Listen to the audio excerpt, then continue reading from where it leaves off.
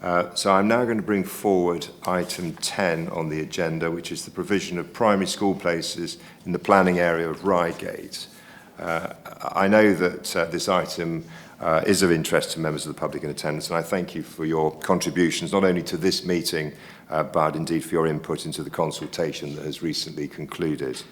This has been a long-running issue. It's been almost 10 years, I believe, since the Department for Education set out to build a new school for Reigate Priory, and indeed this council supported their efforts beginning back in 2015 to find a solution on the current site from the outset. Unfortunately, throughout years of work and exploration, it has simply not been possible to overcome all of the constraints that the current site poses. So time is now beginning to run out to find a solution for the school, and indeed we must act for the benefit both of the staff and of the pupils, and for, of course, for the future generations of young people and families in Reigate. So what I'm going to do is hand over to Councillor Curran, who will present the item, and then we will take any supplementary questions from members of the public that have submitted those questions. So, Claire, can I hand over to you? Thank you. Yes, thank you, Leader. Reigate Priory Junior School is a school that needs to find a new future. The wonderful staff and pupils of this Ofsted rating outstanding school deserve the best environment for teaching and learning that we can possibly provide. And at the moment, and for many years, they have not got that. Our number one priority throughout this process has been and will remain the well-being, the welfare, safety and best possible learning environment for this generation and future generations for children in Reigate. And I'm bringing this report to Cabinet for a decision on the next step in finding the new future for the school. The future of Reigate Priory Junior School is a complex issue. It's been discussed, explored and worked on for many years now, with many different potential options explored, but no single simple solution ever identified. And from the outset of this process, the first preference of the school, the Department for Education and this council was to find a solution whereby the school would be reprovided on the current site at Priory Park. Plans were developed and work done to investigate how the clear constraints of the current school site might be overcome for that solution.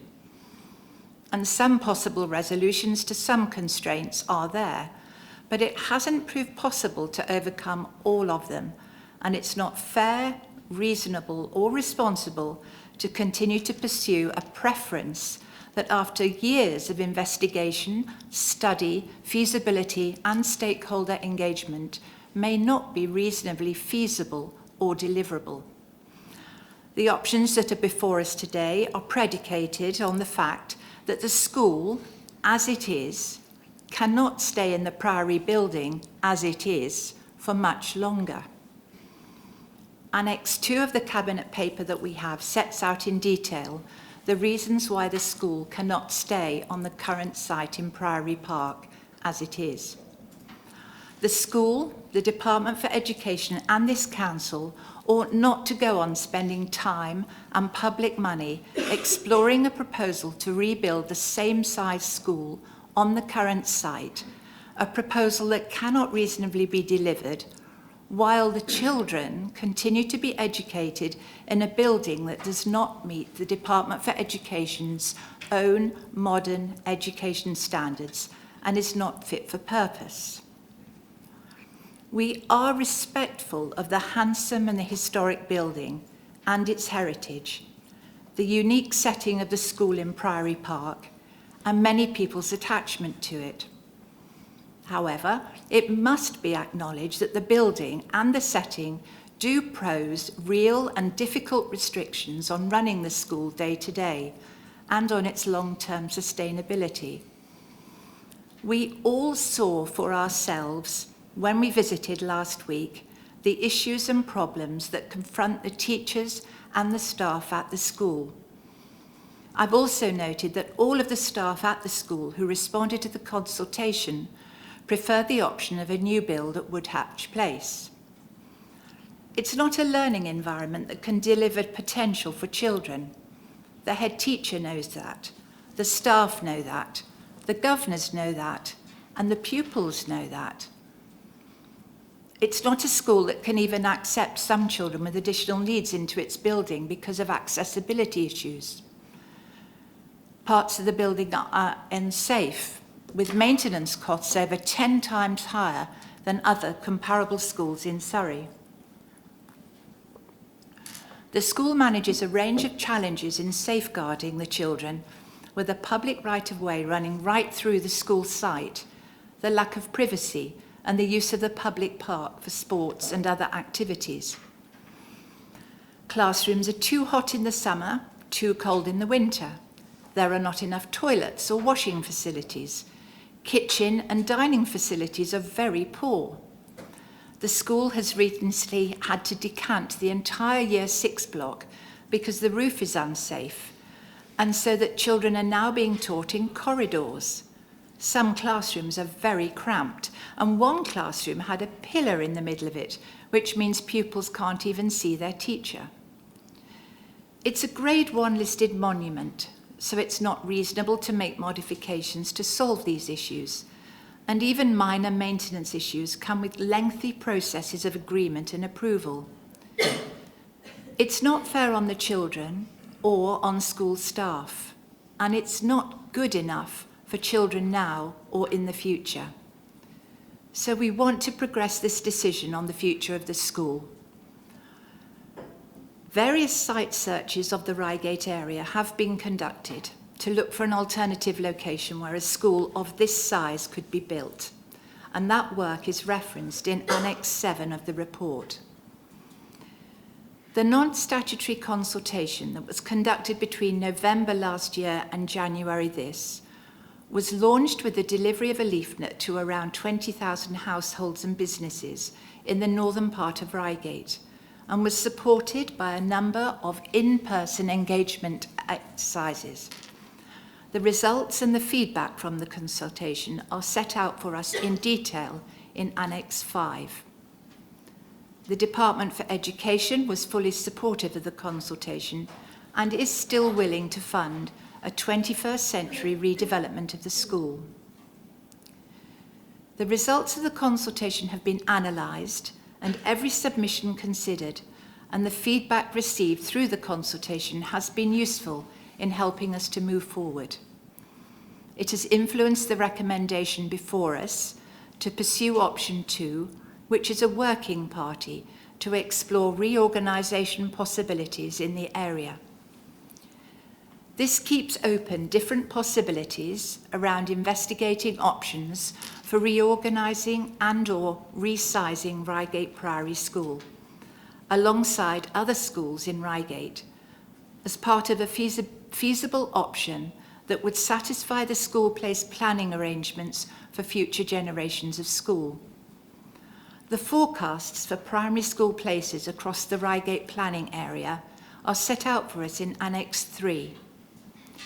They show that with a falling birth rate and falling roles in infant schools, the future need for places in Year 3 and above will be less than it is now, and that there may be scope to change the overall offer in schools in the area to accommodate junior school age children in different ways in future. Some of those different ways are set out in Annex 4, or indeed alternative options may be proposed and discussed by the working group. All the permutations can be explored through engagement with school leaders and other stakeholders, including parents. The working group will do this through regular updates and engagement feedback sessions, as well as through a reference group, for which applications will be open to all parents and carers at potentially impacted schools. And alongside the work that will be taken forward by the working group under option 2, it's also recommended that the live planning application for a new school building on the Woodhatch site is pursued. It is sensible and reasonable to do this in order fully to understand if this option is a viable option for a school on the site. Even though there are some people fundamentally opposed to the school moving to this location, and legitimate concerns have been raised, the only route to discover whether these concerns can be overcome with further mitigations is through exploring in more depth via the planning process. A move to Woodhatch Place, whether as a junior school or otherwise, is an option that may be explored by the working group, and so it is desirable to establish the viability and deliverability of that as a scheme while the work is ongoing, and to ensure that a future of the school is identified without undue delay. I very much hope that this education working group will bring forward a recommendation that attracts universal support and that is deliverable. The aim is for a working group to be established within weeks of this meeting and to start its work straight away. Findings from the working group will be brought back to us at Cabinet, and we will need to meet again to consider its conclusions and its recommendations in the summer of this year. I began by saying that the future of the school is a complex issue, and in reaching our decision, we need to take into account today and at future meetings a number of factors, and not just the views of current parents and those expressed in the consultation.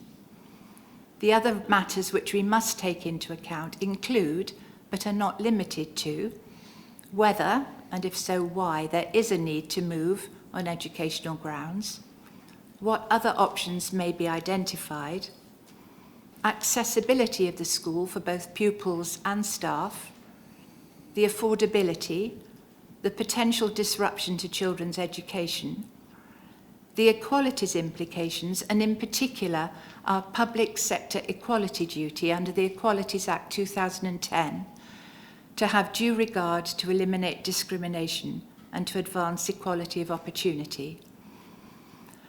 And the Council's duty under the Children Act 2004 to make arrangements for ensuring that its functions are discharged, having the need to safeguard and promote the welfare of children. And finally, the possible community impact of closure and opening. Taking all of these matters into consideration, the 4 recommendations for us today, colleagues, are set out on page 51 and are to agree to take forward option 2 and simultaneously to pursue the live planning application in order to establish the viability of option 1 to inform the next stage of our decision making. And I so move. Thank you, Leader. Thank you very much, Claire. We'll now move to the public questions. The first one was from Kate Gray, who I think should be online. Hello, I'm online. Can you hear me? Yes, indeed, yes. Yeah, good to see you. Do you have a supplementary question to your original one? I do. Thank you first for the response to my original question, and I'm sorry I'm not able to join in person. So the Cabinet report says that the conclusion that the school in its current form cannot remain at Priory Park has been reached, and I quote, after engagement with the relevant authorities over several years. And the implication of this is that the relevant authorities agree with the conclusion. However, I don't think that this is the case. The Cabinet should be aware that Reigate Council and the Department for Education have both stated in writing that they do believe that reprovision on the existing site is achievable, and that indeed it would be possible to achieve a high quality outcome on the existing site, which, quoting the department's agent, would comply with all national and local policy, including in respect of heritage and greenbelt matters. So in summary, the view that the school cannot remain on the current site is not the view of either the borough or the department, and it's certainly not the view of the local public. It is only the opinion of Surrey County Council. So to build consensus, rebuild trust, and demonstrate that the County Council does not have a closed mind on this topic, please would you remove the exclusion on full reprovision on the existing site from the working group scope, and indeed focus the working group on properly evaluating this option, which is the preferred outcome for the overwhelming majority of respondents to the consultation exercise.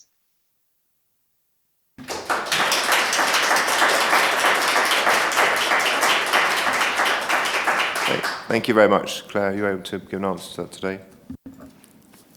Yes, thank you, Mrs. Gray, for your question. I just would like to reiterate some of the wording that is on the frequently asked questions part of the Surrey website.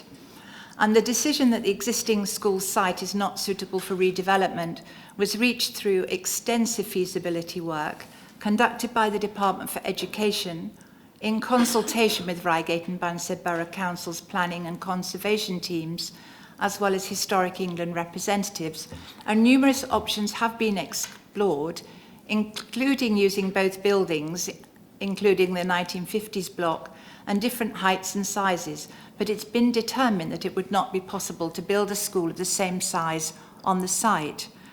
And although Reigate and Banstead Planning Department may feel that many of the constraints can be overcome from a planning perspective, the wider evaluation of the site constraints and the administration and the education considerations have concluded that not all of the constraints can be overcome, and we cannot continue to pursue a scheme that is not deliverable for many of the reasons I covered in my introduction.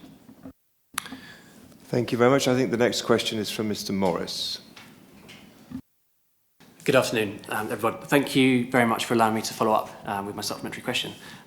Firstly, may I say how disappointed many of us are at the start time of today's meeting. Many of the parents who wish to have been here and had their views heard are unable to because of school pick-up time. Again, I wanted to put that point to you on behalf of the parents.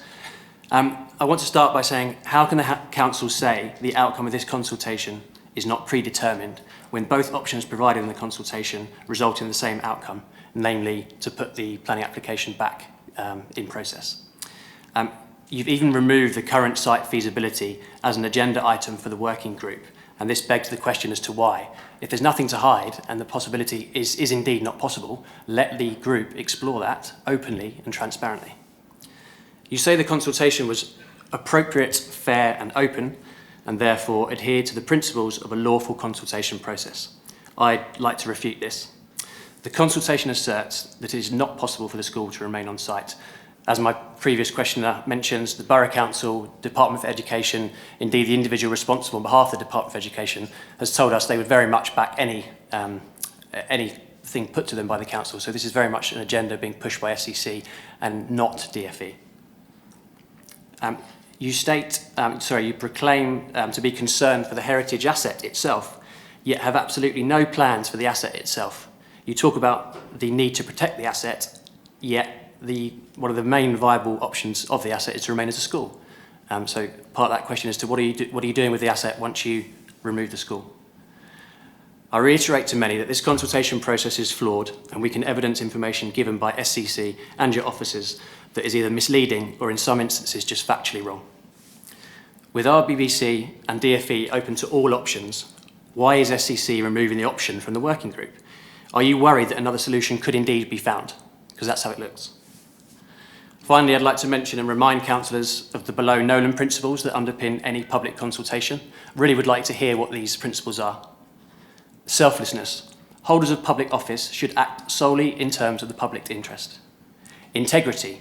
Holders of public office must avoid placing themselves under obligation to people that might try inappropriately to influence decisions. Objectivity. Holders of public office must act and take decisions impartially, fairly and on merit, using the best evidence and without discrimination or bias.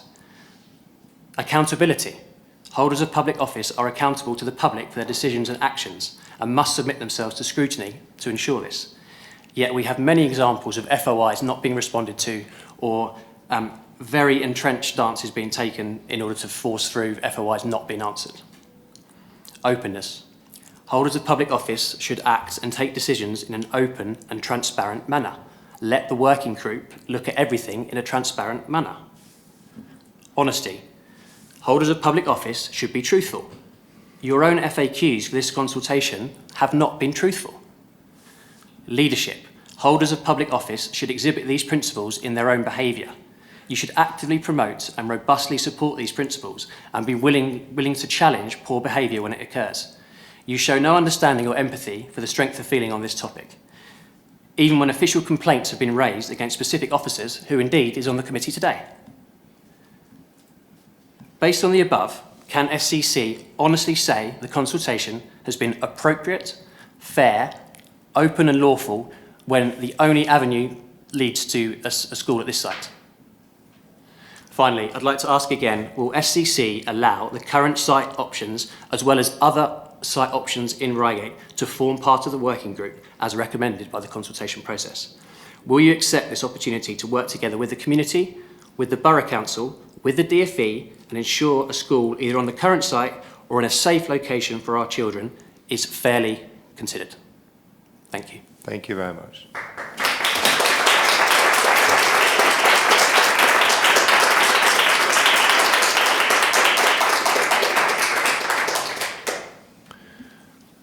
I think the points have been made, and Claire Curran, I think, has covered those in her statement. So I don't think there's anything further at this stage that she wishes to add. So we'll move to the third question, which was from Justin Gibson. I gather Richard Oldham is going to ask the supplementary on his behalf. Thank you, Cabinet Member Claire Curran, for your reply to Justin's question. This follow-up question requires, again, some context for the wider public to hear. Surrey County Council, as we've heard, is deliberately excluding the current site of Reigate Priory School, despite the overwhelming preference by the public, and this option being supported, as we've heard, by Reigate Banstead Council and by the DfE in principle. Not only is this option the most cost-effective and environmentally sound, it's also the most suitable location for the pupils that it was designed to serve when the school was established 75 years ago. If a building could be configured 75 years ago into a school, it's surely beyond any reasonable doubt that with today's modern architecture and technological advances, that the same building could be reconfigured again efficiently and in ways which would be consistent with its Grade 1 listing.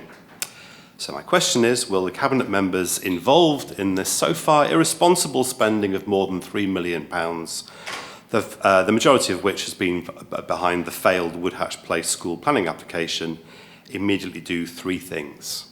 Firstly, reverse the exclusion of the current site in the scope of the working group. Secondly, remove Woodhatch Place from options A and B. And three, then resign from their posts. This would go a long way towards reinstating the level of public confidence in this process. And I believe that those who would be required to tender a resignation would be Mrs. Claire Curran and Natalie Bramhall. Thank you very much.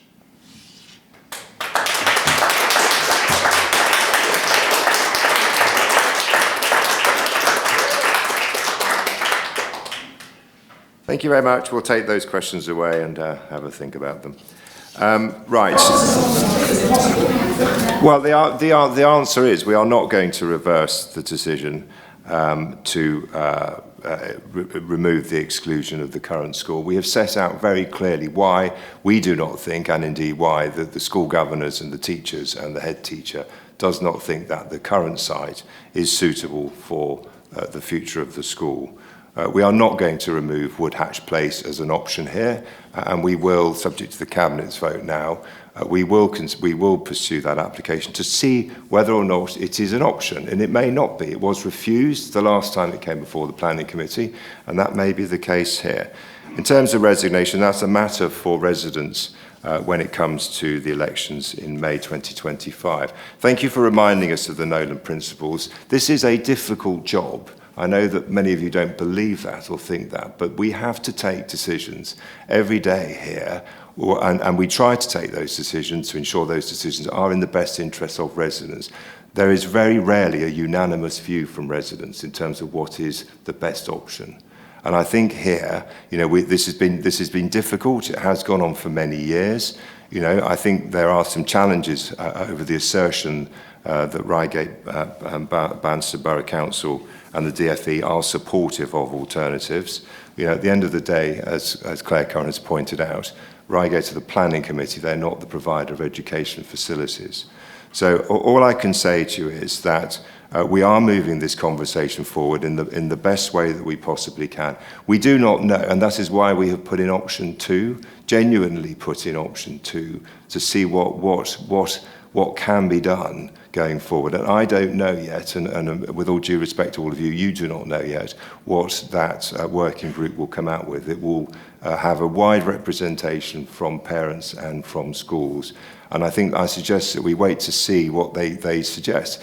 If they suggest that, or conclude that that is not a viable option, it is perfectly feasible for them to make other alternative recommendations, and at that point we will consider those. But at the moment, we cannot, as you know, the school, the part of the building is no longer safe. There's been a roof collapse, there is problems with the tower and so on. We cannot leave children in an environment long term that is not safe. So it is right that we try to find an alternative solution, and at the moment those are the 2 options that we think it is worthwhile pursuing, on the basis that there has been a lot of work historically looking at the current site, and that hasn't proved hasn't delivered a viable alternative at this stage. So I think we need to move this on. I know that the head teacher is particularly concerned that a decision is progressed. So we will move forward with the working group as quickly as possible. And those of you that wish to be involved, I'm sure there'll be a process for you to indicate that. And as Councillor Curran has said, that we hope that will come back to this cabinet meeting in June or July, probably. It'll be a few weeks whilst that work is carried out. But I apologise for the timing of this meeting. This public meeting is always held at this time in the day. It is a public meeting, and I'm afraid again that has to be done in a way that I know isn't always convenient for everybody.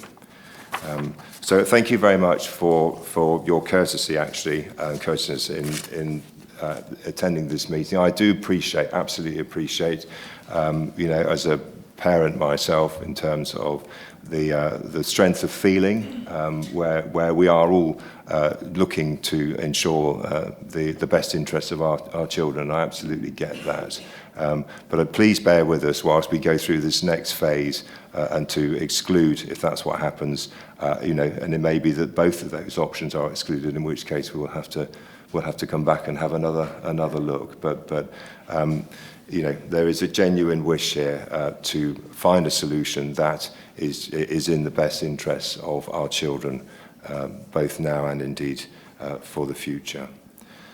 On that note, I'm going to read out the recommendations, of which there are 4, and then I'm going to ask all members of the Cabinet please to raise their hands if they're supportive or otherwise. So recommendation 1 is to pursue option 2, establishing a working group to explore reorganisation for the Reigate Priory primary planning area.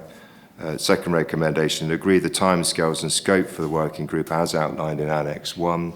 Thirdly, to agree to delegate authority to the Director of Land and Property in conjunction with the Executive Director of Children, Families and Lifelong Learning to commission initial desk-based viability studies up to £600,000.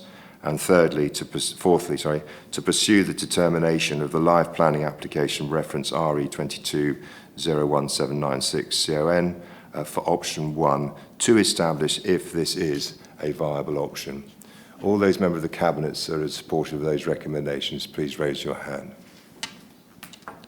Any against? Any abstentions? Thank you very much. That's the end of that item, members of the public, and so you're free to say or go as you wish. Thank you.